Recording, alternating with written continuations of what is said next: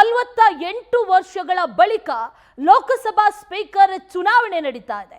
NDA ಅಭ್ಯರ್ಥಿಯಾಗಿ ಎರಡನೇ ಬಾರಿಗೆ ಓಂ ಬಿರ್ಲಾ ನಾಮಪತ್ರವನ್ನು ಸಲ್ಲಿಕೆ ಮಾಡಿದ್ದಾರೆ. ಇನ್ನು ಇಂಡಿಯಾ ಮೈತ್ರಿಕೂಟದಿಂದ ಕೆ ಸುರೇಶ್ ನಾಮಪತ್ರವನ್ನು ಸಲ್ಲಿಸಿದ್ದಾರೆ. ಇವತ್ತು ಬೆಳಗ್ಗೆ 11:30ಕ್ಕೆ ಸ್ಪೀಕರ್ ಆಯ್ಕೆಯ ಪ್ರಕ್ರಿಯೆ ಆರಂಭ ಆಗುತ್ತೆ. ಲೋಕಸಭೆಯ ಇತಿಹಾಸದಲ್ಲೇ ಅಪರೂಪದ ಘಟನೆಗೆ ನೂತನ ಸಂಸತ್ ಸಾಕ್ಷಿಯಾಗ್ತಾ ಇದೆ. ಕಾಂಗ್ರೆಸ್ ಬಿಜೆಪಿಯಿಂದ ಸಂಸದರಿಗೆ ವಿಪ್ ಜಾರಿ ಮಾಡಲಾಗಿದೆ. ಲೋಕಸಭೆಯ ಎಲ್ಲಾ ಸದಸ್ಯರು ಕೂಡ ಹಾಜರಿರಬೇಕು ಅಂತ ಸೂಚನೆಯನ್ನ ಕೂಡ ನೀಡಲಾಗಿದೆ.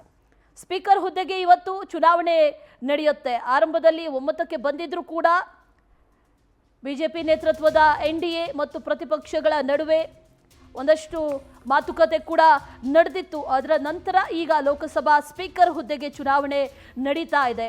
ಏನಾಗುತ್ತೆ, ಯಾರಾಗ್ತಾರೆ ನೂತನ ಸ್ಪೀಕರ್ ಅನ್ನುವಂಥ ಕುತೂಹಲ ಒಂದು ಕಡೆಯಲ್ಲಿ, ಮತ್ತೊಂದು ಕಡೆಯಲ್ಲಿ ಈಗಾಗಲೇ ನಾಮಪತ್ರ ಸಲ್ಲಿಕೆ ಕೂಡ ಮಾಡಲಾಗಿದೆ. 11:30ಕ್ಕೆ ಸ್ಪೀಕರ್ ಆಯ್ಕೆ ಪ್ರಕ್ರಿಯೆ ಆರಂಭ ಆಗುತ್ತೆ.